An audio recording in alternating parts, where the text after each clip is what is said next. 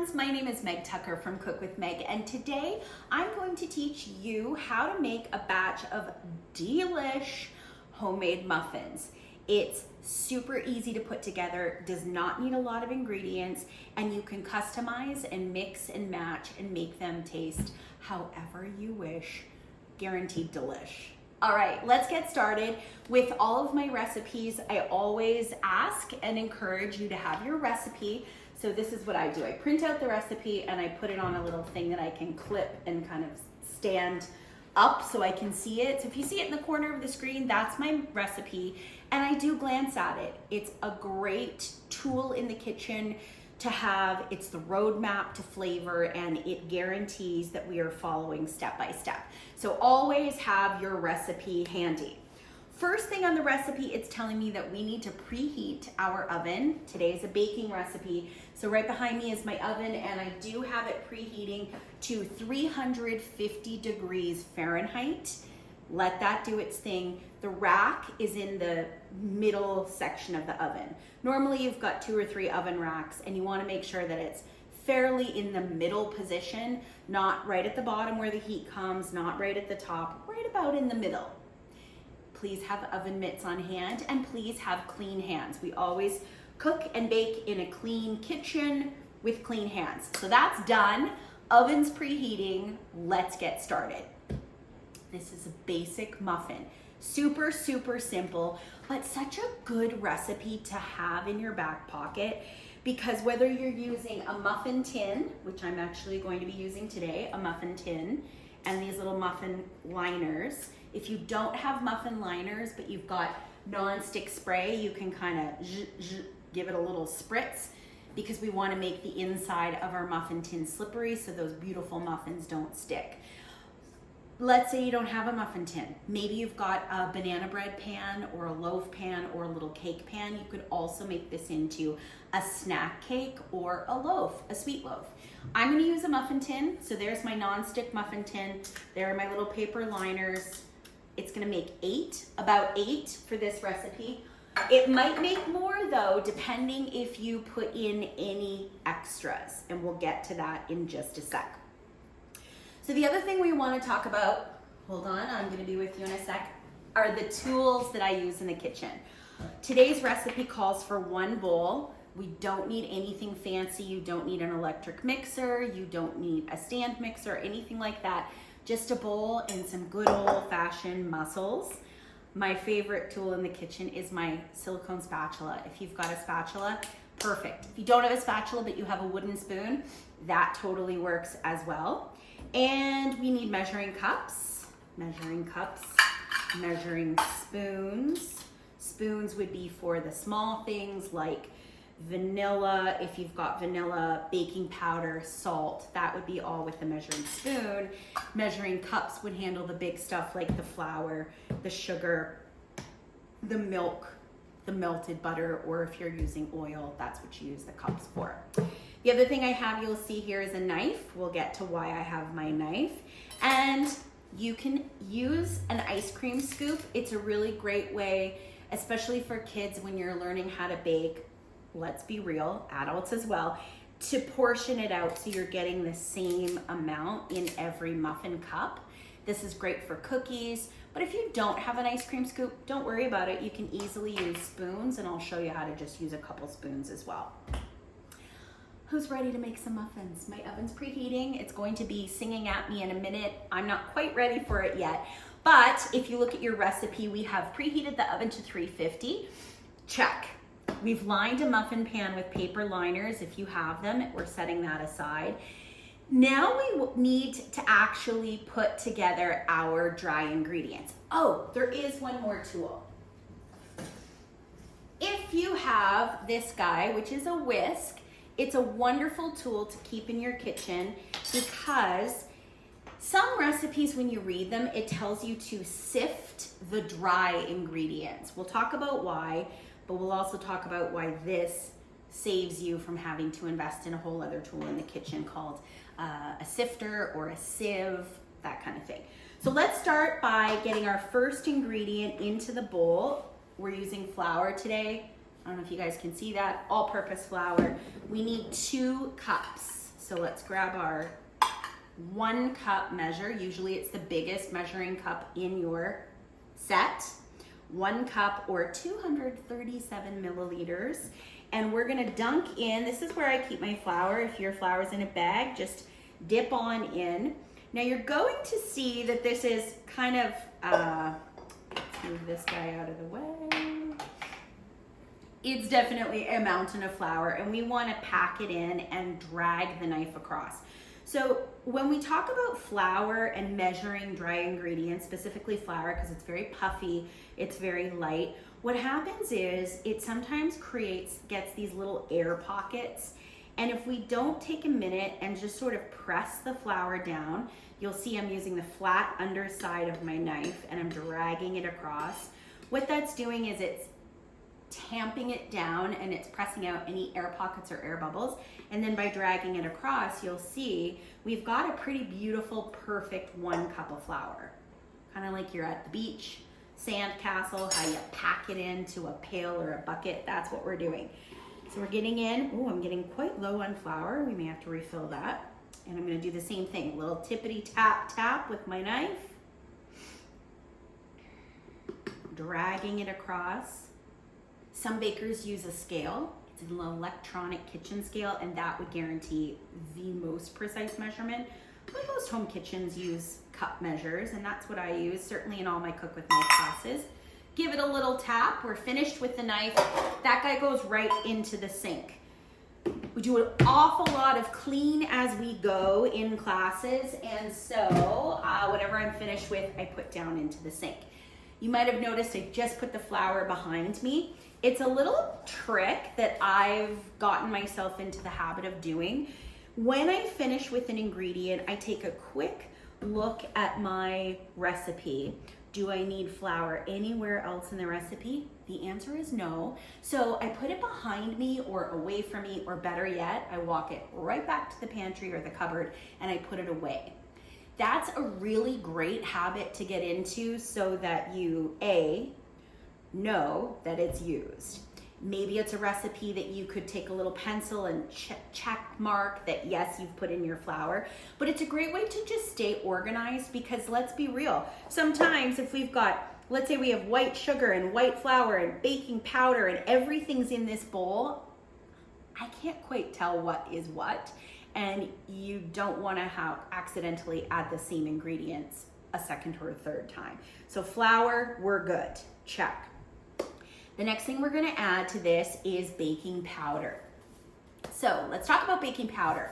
Baking powder and baking soda are in the kitchen. They're wonderful, beautiful tools known as chemical leaveners. I always say, if you're a fan of Harry Potter, the word leavener or leviosa means to rise. So what it is it's an ingredient that we use in cooking and baking, specifically to help our ingredients, when combined together, either rise up or spread out. Baking powder, a really cute little tip you can take away: P for powder, also P for puff. Puffing means to puff up and rise. We are making muffins, y'all, so we want to make sure they puff up and they rise. So today we're using baking powder, and we need 3 teaspoons. So I'm going to move this out of the way just to show you. There's my 1 teaspoon measure. I have clean hands. You can use your knife if you wish, but I just take my finger, like my index finger, and I drag it across the top, and there is my perfect 1 teaspoon. We need 3. It's quite a bit, but we definitely want these muffins to puff up and become delicious. So there's 3 teaspoons of baking powder. A quick check tells me I'm finished with baking powder, so you know what happens. It's gone. It's back on the back counter. Move that over here. The next ingredient we need in this happy little bowl is salt. So you may be asking, Meg, why do we need salt in a baking recipe? If these are muffins and they're sweet, why do we need salt? Great question. I'm glad you asked. It's actually a very, very key ingredient when we make things like anything. Because cakes, cookies, muffins, sweet ingredients need salt. Salt actually brings out the flavor. It heightens the flavor. It makes things taste more delicious and more balanced, and that's the job of salt. And so we don't need very much. We need a half a teaspoon. I keep my salt in this little guy, a little salt keeper. If you don't have a salt keeper, no big deal. You might have a salt shaker. I always make a mess in the kitchen.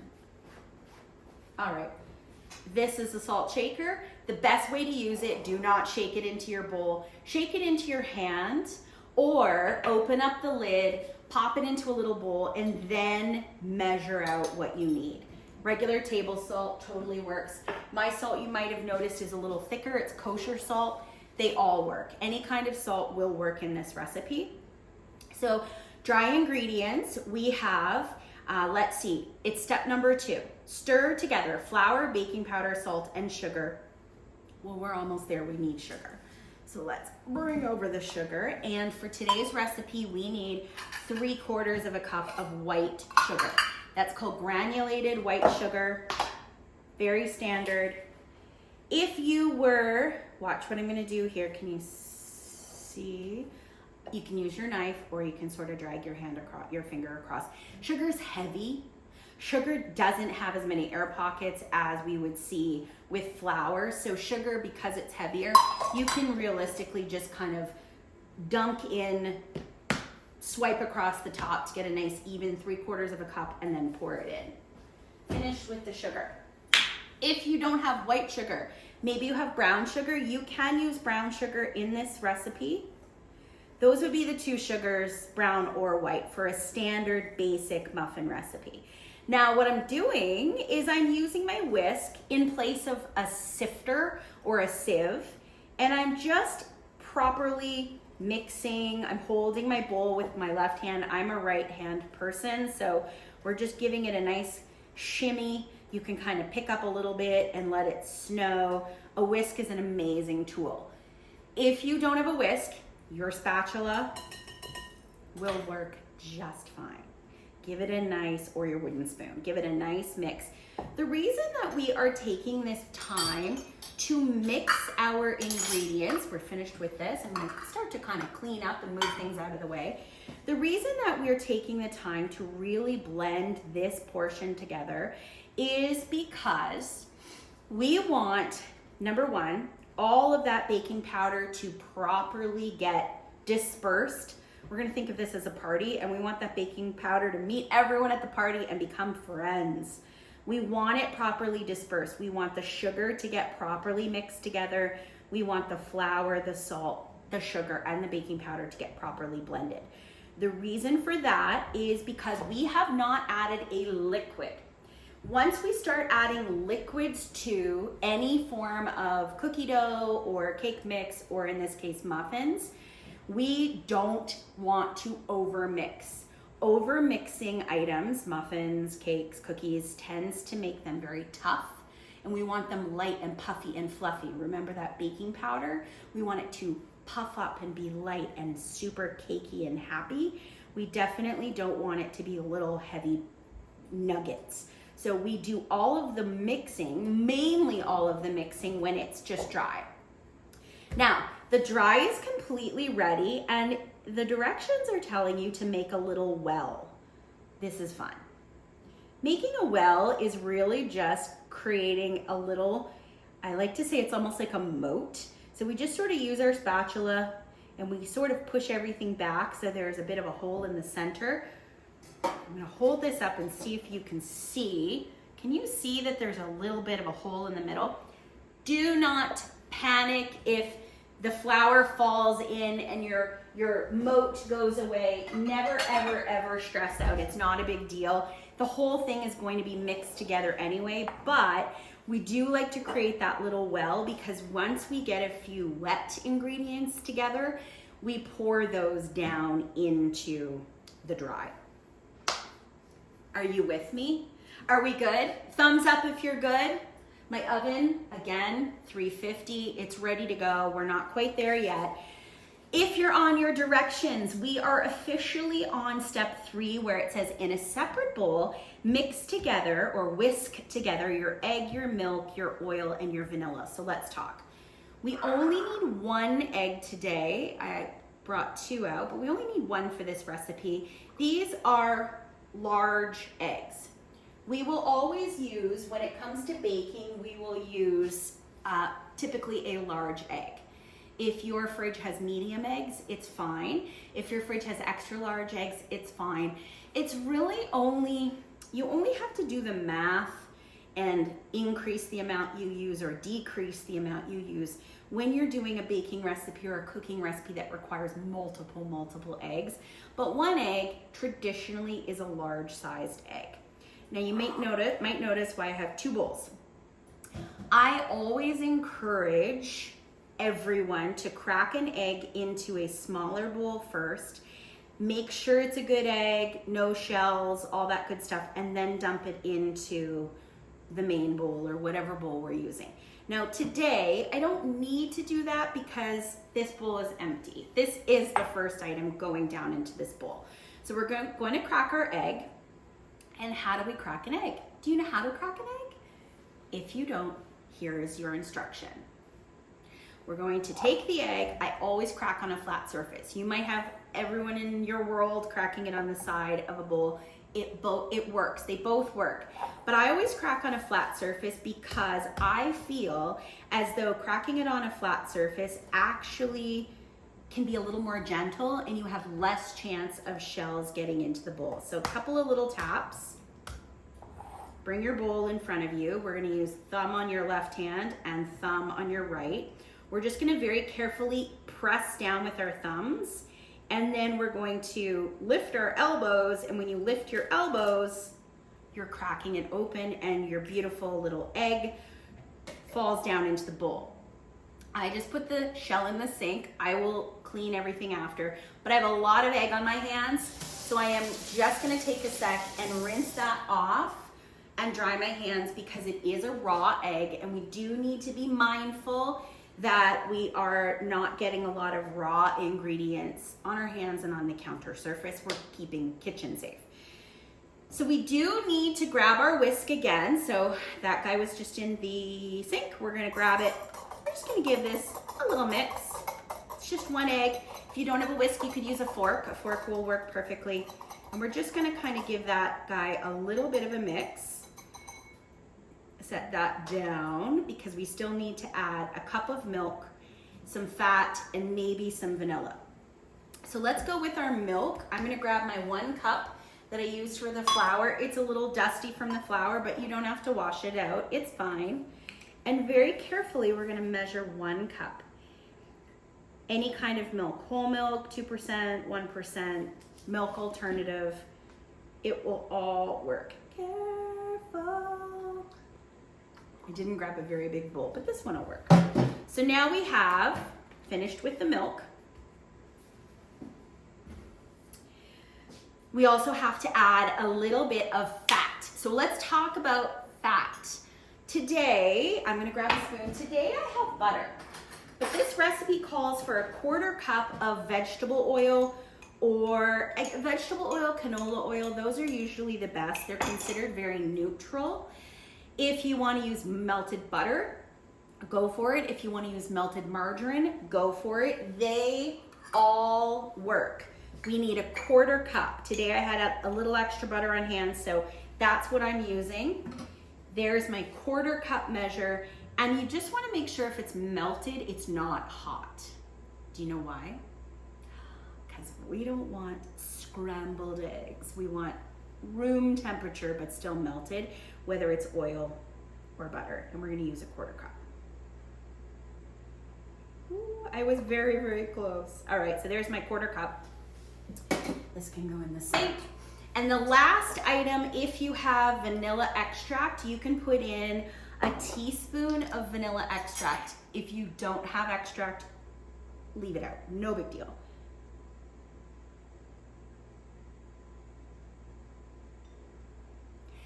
Notice I stopped talking.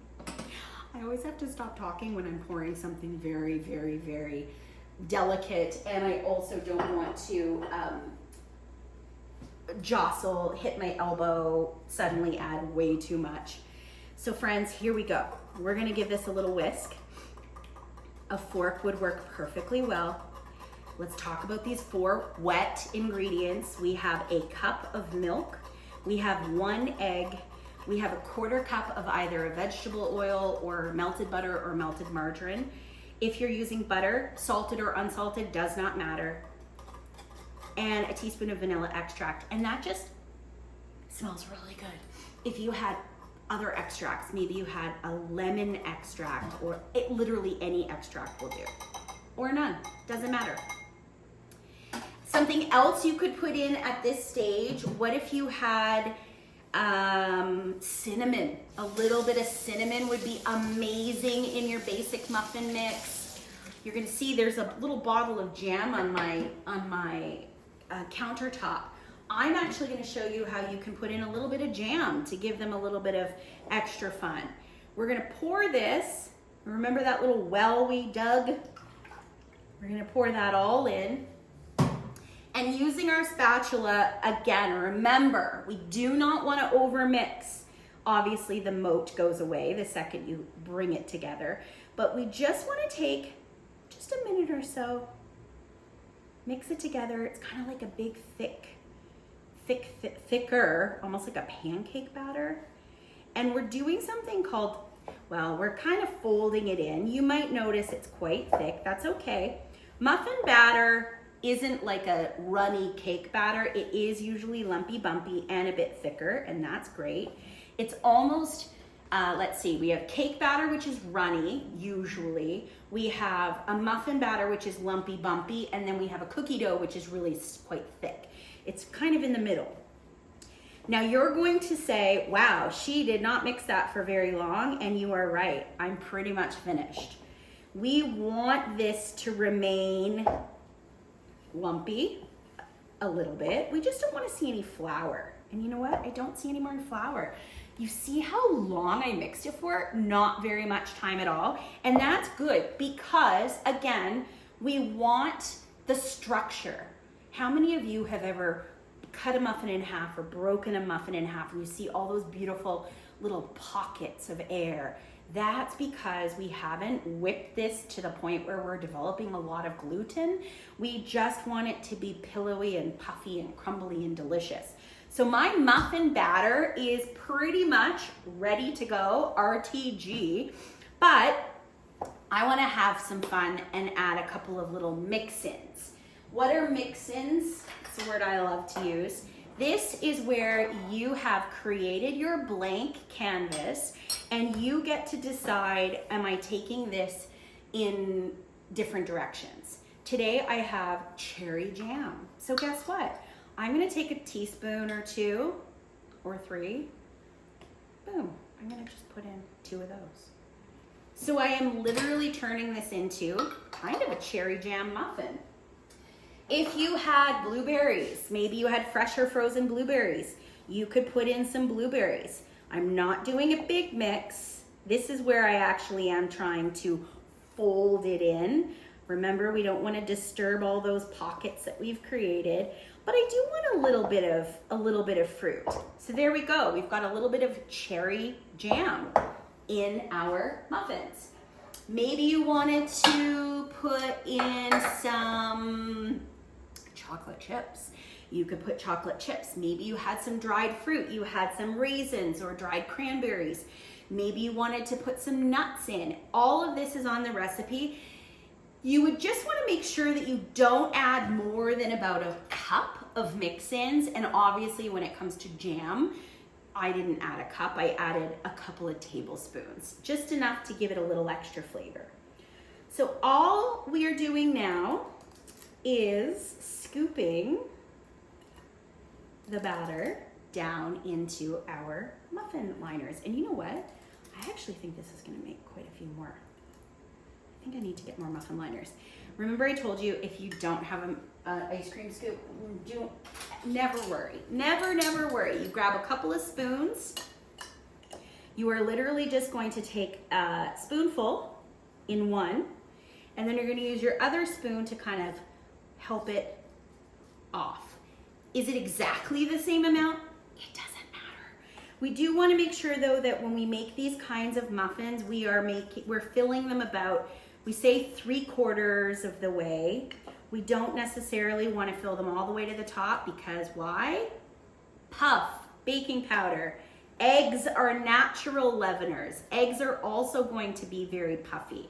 So what's happening here is we're getting a natural rise from the eggs. We're getting that chemical rise from the baking powder, and we are absolutely seeing that these will be nice and puffy.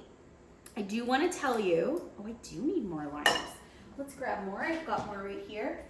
You do want to make sure that when you are adding those mix-ins, we called them, just be mindful that you don't add too many, but also it's a really great way to stretch your muffin recipe a little further.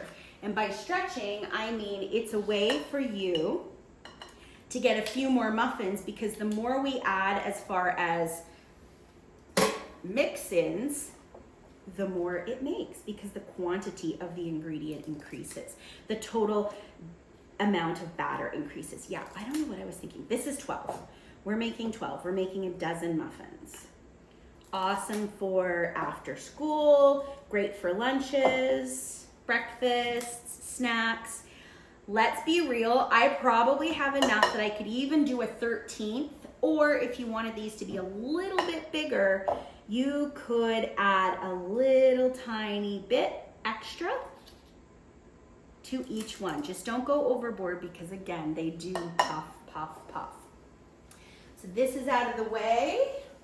We'll get that all nice and clean. Here are the muffins. Let's move this out of the way. I want to show you these beauties before they go into the oven.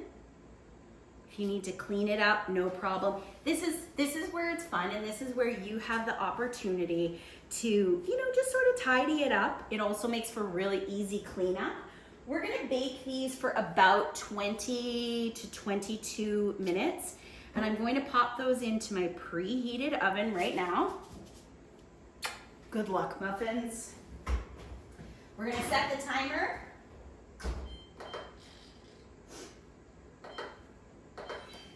Before we go, I want to talk about the temperature of the oven, the timing of the oven. My oven it's a gas stove on top, and it's an electric oven on the inside of the oven. However, all ovens are different. And when I say different, I really do mean that, in that temperatures are different.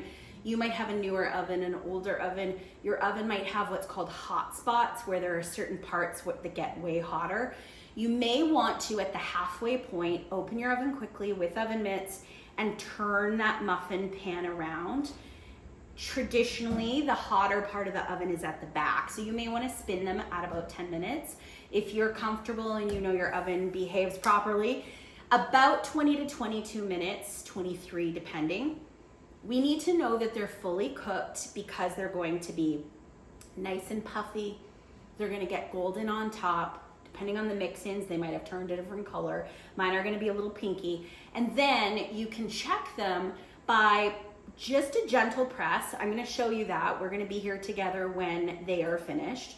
We're going to press them and make sure they kind of spring back. But we also want to take, if you have a toothpick, maybe you have a piece of spaghetti that's uncooked, we're going to just gently put a little piece of toothpick down the center, and when we pull that toothpick out, we want to make sure that there's no muffin goopy batter stuck to the toothpick, and that's traditionally how we know that they're ready to go. Then they're going to cool off slightly before we dig in. So I will meet you back here in about 20 minutes to look at our finished muffins together. See you soon.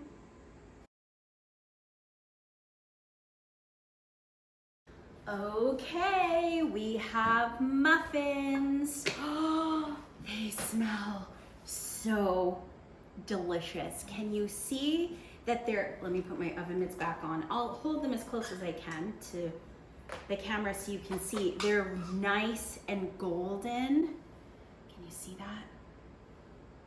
Oh, they smell so good. Basic muffin, super, super easy. They've puffed up, some might puff up bigger. Depending on your baking powder, if your baking powder is brand new, you might get a really big puff, but we don't want them to grow too high. I have my toothpicks. This is how I'm going to check. So you see I'm holding a toothpick, Pick any one you want. I usually do a few. And then you insert your toothpick, just pull the toothpick out and just make sure it's crumbly.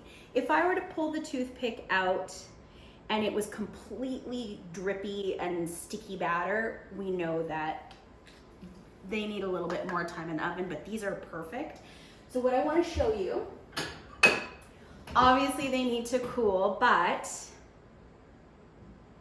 there we have it. A beautiful muffin. I would leave these hanging just like this. Give me one sec. If you have something, a dish towel, something you can set down, we always want to protect our countertops, but underneath you can see I have a cooling rack. This is a really great cookie cooling rack or for cake or muffins or anything hot. I don't recommend putting your hands on them yet because they are definitely very toasty, but once you give them about 10 minutes, you can let them cool properly on a cooling rack. The reason we do switch to a cooling rack if you have one is because when they're in that muffin tin, that little well retains a lot of heat, that pocket.